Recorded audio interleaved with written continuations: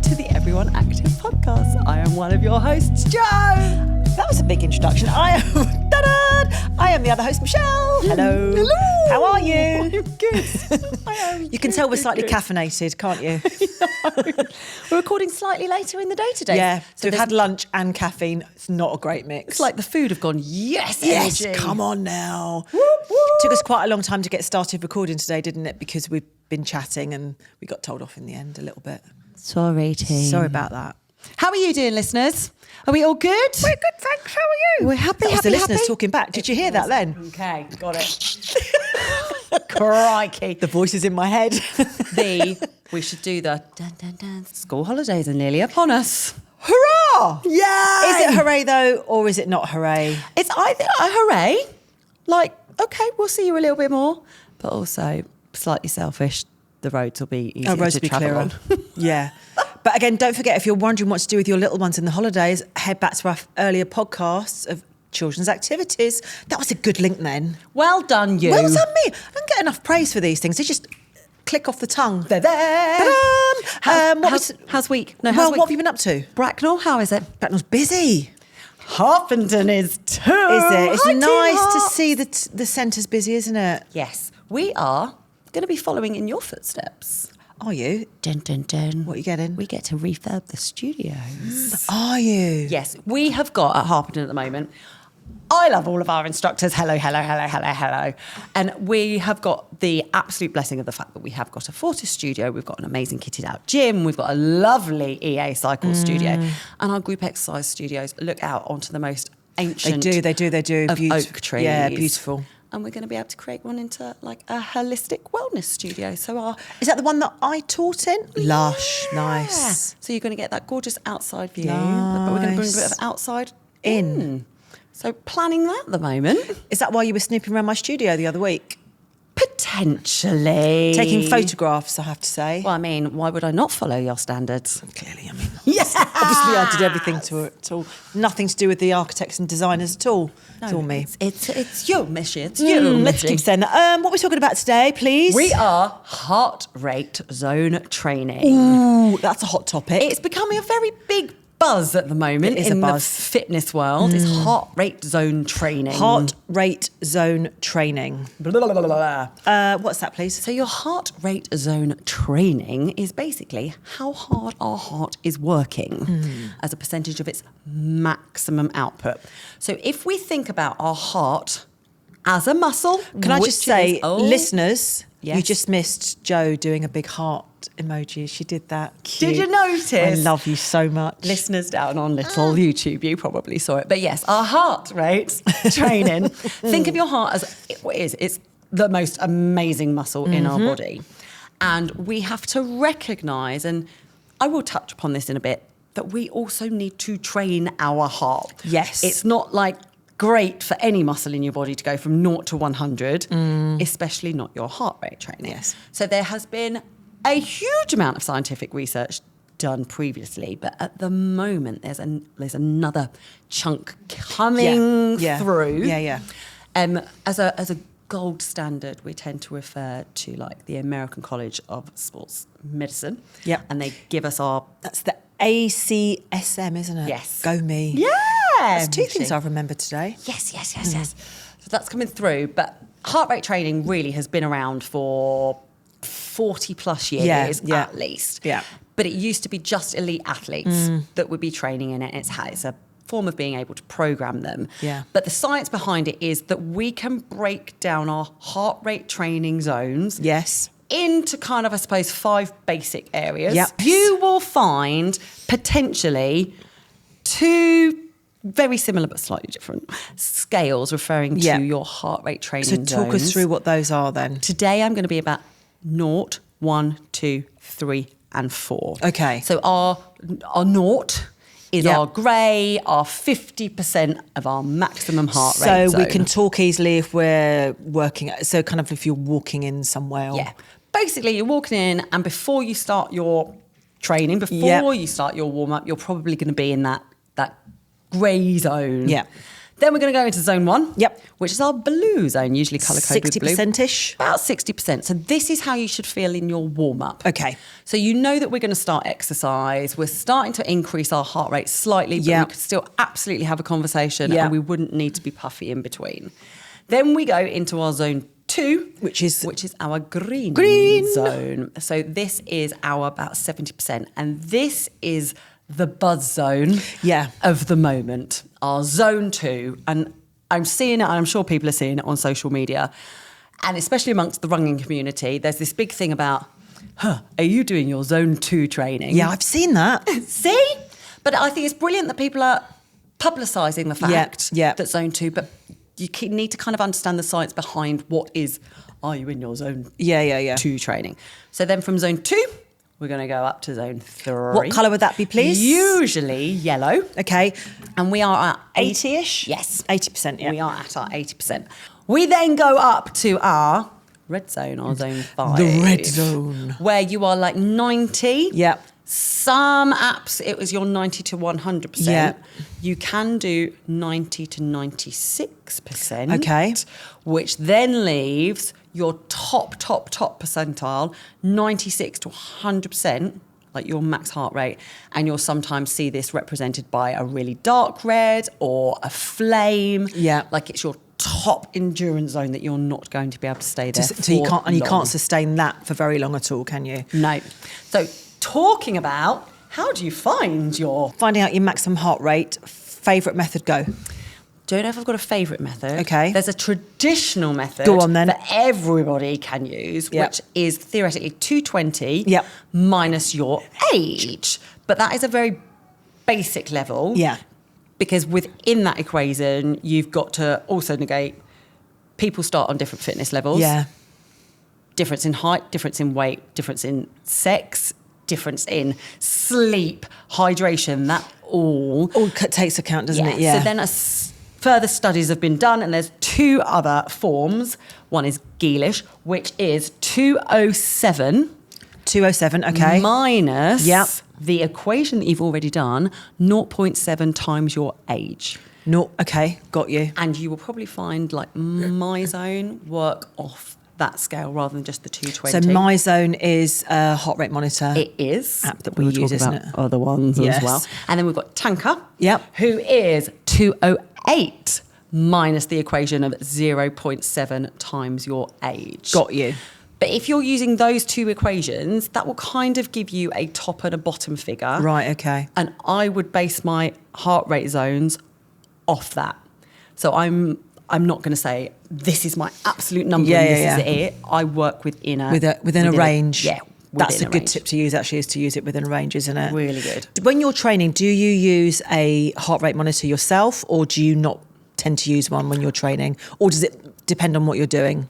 Yes, I will fully confess I go through stops and starts. Of I'm the using. same. I'm the same, yeah. So I've been a MyZone user for years. Okay. And sometimes I'm like, yes, absolutely, this is where I am. I'm using it. I'm tracking my workouts. Yeah. I know where I'm training.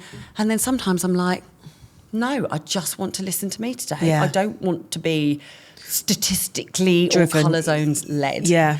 However, as a training tool, they are phenomenal, not just so you can maximise your training whilst you're doing the training, but you know where you're working, you know what type of training you're doing, and you know how much recovery you need the And other also you side. can monitor and look at how effective your training has been as well. And it's a good tool, isn't it, to use for that? Yes, but you'll find now as well loads of sports watches.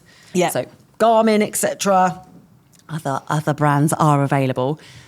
It will calculate, and you can enter your own data into it, and it will calculate your maximum heart rate. So you know that when you're in your training session, you have a quick referral to. Yeah. Or there are apps out there. Yeah. Like you can get certain cycling apps, you can get certain brands apps. There are some very specific ones out there, aren't there, as well? So have a look and see, I suppose, is the and tip, isn't it? Colour code. For us as an Everyone Active, we have got Fortis, and Fortis is absolutely based around your heart rate training zones. Totally, yeah. And I think the nice thing with that is it's kind of like, it's a good introduction for people, and because it's colour coded, they can easily see, you talked about the colours earlier, whether they're in the grey zone, the blue zone, and it gives them an idea of how they're tracking in their workout, doesn't it? Which is amazing. And I'm just going to refer back to the fact again that the heart is our muscle. Yeah. Like it's probably not advisable that every single workout you do, you are working out in your top 80, 90, Agree, 100%. Because it's kind of like going, well, you're going to max rep through your squats every single time you train. Yeah. You're not. You're going to cause stress to that muscle. You're going to cause an injury to that muscle. So we want to be introducing a longer term training plan. So if you're coming back into something like running, for example, back into cycling, you want to give your body probably at least 12 weeks to start acclimatizing to where you want your heart rate training to be. And I wouldn't recommend being out of your zone 2 for long periods of time. Like it's not needed if you are coming back in. Yeah. If you are a regular trainer, if you do your cardio sessions, if you are on your bikes with your training sessions, if you're coming to group exercise classes, we will be taking you out of those zones. 100%, yeah. And it's totally safe to do so. You are in a structured environment. So please don't be intimidated by the fact we're going, oh my God, we're at max heart rate. Yeah. Theoretically, the only test that is totally gold standard is your aerobic capacity on a treadmill, under a mask, under computers. Yeah. And they basically will push you to your that. max, yeah. So even though you might see flashing up on your app that you're at 98%, 99%, there's always a variance in that unless you have done the aerobic test on a treadmill with that mask. Which probably very few people have done. No, let's be I have honest. never done it. I know 2 people that have done it. One, because she was going to go and do Everest. Okay, fair. Whoa, hi Joe. And she did it. She did it. Of course she did. She got to summit and she's mountain leader. And then do you remember the series is back? I told you about like my crazy friends Ross that like climbed Mont Blanc and then Yes, I rode do remember. the Channel Yeah. and ran Yeah. London. Yeah, he's done it. Wow. Yeah. Or you'll see them doing it on TV. Like when Yeah, they're doing yeah, the yeah, comic release yeah, they do it challenges. then, don't they? Yeah, yeah, Which yeah. is amazing. Another way, if you haven't got the app and you haven't got anything like that, we've got pre-programs in the bikes, in the gym, on the treadmills. You can literally set yourself to do a VO2 max. Amazing. Or a program on it. For bikes specifically, we can do something called an FTP test, which is... And what would that be, That please? is your functional threshold power. So it's Ooh. basically what's your maximum amount of watts that you can maintain in an hour. Goodness me. And then we program your classes around that, which is a great way of making this accessible to everybody. So again, it's very individual and specific for that person. And which is a great way of being able to train in your heart rates, because I know full well that my FTP is going to be very different to a 6'2" really strong male. However, my zone 2 will be the same as their zone 2 in terms of colour, in terms of percentage. Yeah, yeah. But my zone 2, I might be doing 100 RPM on gear 12. Yeah. They might be doing 100 RPM on gear 16. But we're both still in our relevant training zones. So we're able in that case to really tailor the workouts Correct. for people.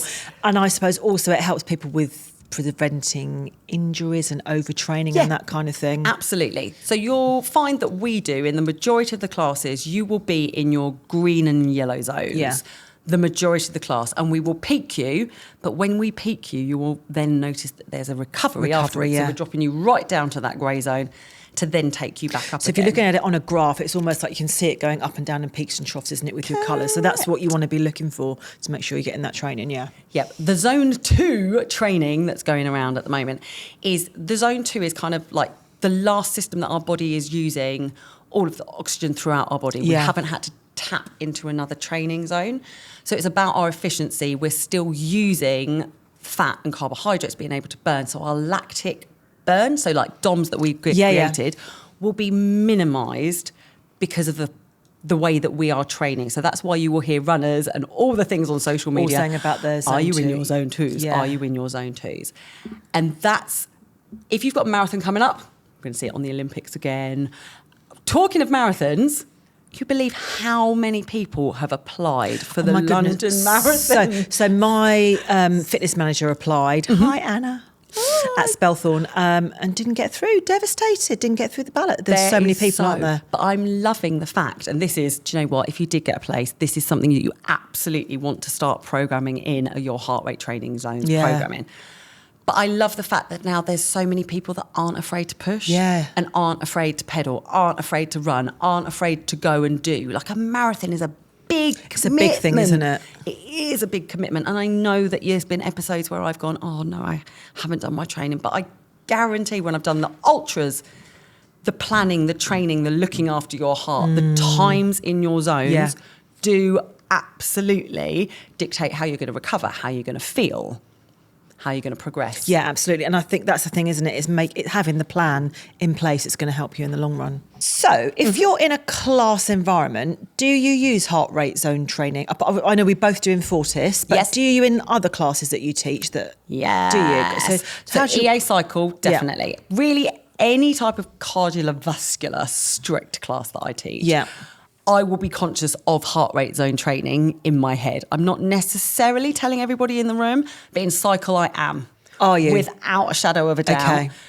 I find two reasons. One, I want to be able to push the class to theoretically their max, but also it allows people to understand what it feels in different parts. Yeah. So if I just talk through a class with you, so when we're warming up, some people will come in the room and they'll be like, 100% going and going and going.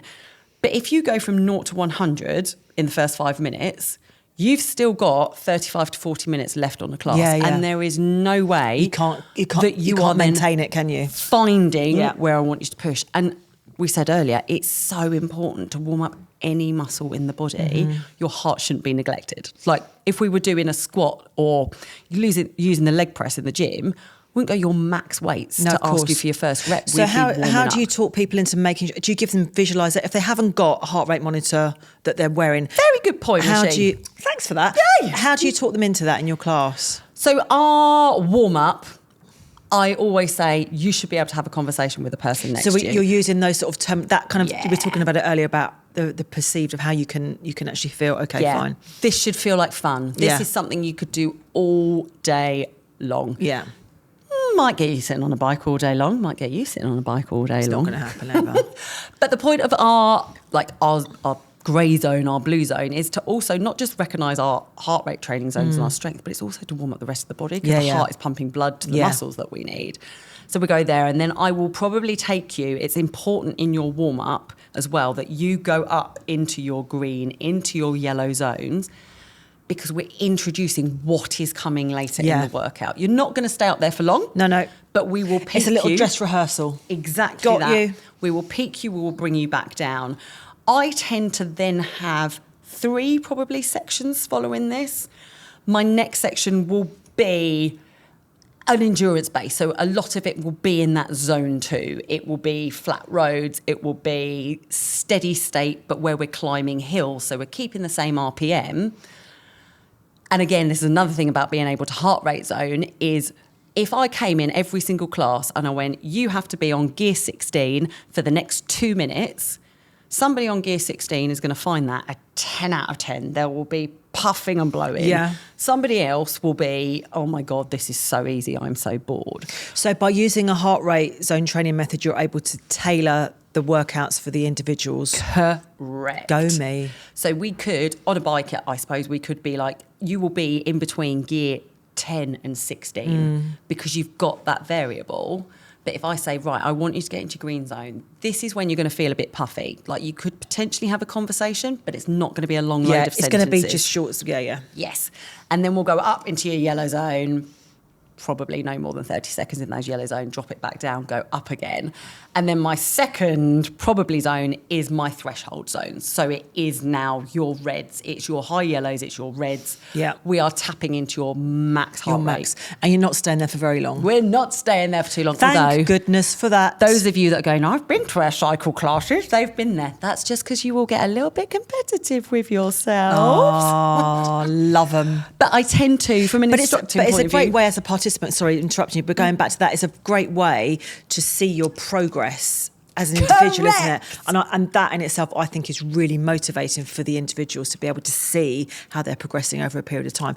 Sorry, I totally interrupted you. Carry on. No, I was just saying, when we train in our max zones, and I love this, and this is why I'm such a pro group exercise, is music is such a massive tool. Yeah. And when those beats increase or that volume increases, then naturally you are probably going to go with it. Right into the beat. Yeah. And again, we've got that guide of like gears that we could use, but if you're using effort for that individual person, we're going to push you into your red zone. I want you to make you feel like you don't want to be here for more than 20 seconds. That's going to get you peaked up there. Get you up there. Interesting. And then I would then roll into my zone 3, where I am conscious of the fact that your heart has been woohoo. So you're bringing them back down them again. up. Yeah. But I'm still zone 3, zone 4. So I'm green and yellow in my third section. And then I would go on to my cool down, where I'm making sure if we've peaked you, we've got to let you walk out that room safely. Brought back down again. And we brought you back down And again. those same principles apply whether you are on a bike, whether you're running, whether you're swimming, any kind of exercise that you're doing, you can use the principles of that heart rate zone. Yeah, absolutely. Training, and that is kind of a whole zone training. Yeah. Because it's in one class. Yeah. If you are working with a personal trainer, or if you've got a run club and your goal is a marathon, you are going to get specific workouts designed around those zones. Yeah. So the majority of your steady state runs are going to be your green zones, Green your zones, blue and yeah. green zones, and you could do them all day long. Then you will have interval training, and the idea of those intervals is that we push you up into those higher zones, isn't it? Really high. And again, it's a progression point of view, but it's also a safety point of view that we will be in active recovery afterwards. You couldn't do that effectively every single day. Yeah. Because you would never then Progress, yeah. How interesting. Lots and lots and lots of fun. But if you haven't got technology, if you haven't got a MyZone belt, if you haven't got an app, just think about how you are feeling. Yeah. But be conscious of how you are feeling on the day is potentially different to how you were feeling yesterday. Yeah, exactly. And I guess walking into a room, breathe in, knowing that you're exercising is your next zone. You're pushing yourself, but you could still talk, have a conversation, but maybe not. Yeah. Your yellow zone, you're like 80%. You'd be short sentences with a need to have those breaths. Your red zone, your top zone. Don't talk to me. You're not having a conversation. No, thanks. And you cannot maintain that for a long time. Yeah. So think about that as a feeling rather than just the tech. Good tips there, folks. There we go. That wraps us up for another week. Yeah. So with our little rainbow heart rate zones, as always, if there are any questions, please feel free to email us in. We are podcast@everyoneactive.com. And those of you who are signed up for summer running events or indeed cycling events, good luck. Good luck. And as always, shout out to Team GB for the Olympics coming up. Nice to see you. And all of our little sporting champs that we should Yes. mention. Swimming, running, cycling. Go and own it, team. But look after you. Look after you. Love Thanks you. for listening, team. Bye, guys. Take care.